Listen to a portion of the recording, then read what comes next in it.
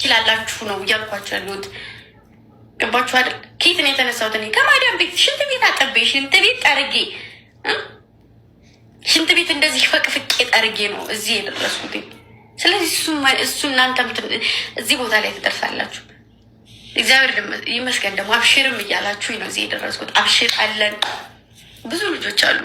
ብዙ ተንኮለኛ ቀመር የሚቀምር ወጥመድ የሚዘረጋ ብዙ መሰሪ ቆሻሻ ሰው አለ። በዛው ልክ እዛው ተቀምጠው ልክ አንድ እርምጃ በተራመድኩ ቁጥር ውስጣቸው በጣም የሚነድ ሰዎች እነሱ እዛው ላይ ነው የሚቆዩት።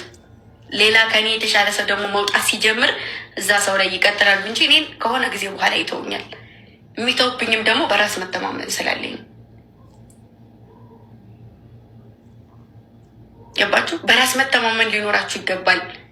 ራሳቸውን እመኑበት። ሰው ይሄን ያደርገኛል፣ ሰው እንደዚህ ነው። ሰው ከሰው የተለየ ፍጡር አይደለንም እኛ ሁላችንም፣ እኔም እናንተም ከሰው የተለየ ፍጡር የለንም። እንደ ሰው ነው የተፈጠርነው፣ እንደ ሰው ነው የምንሄደው። ገባችሁ አይደለም?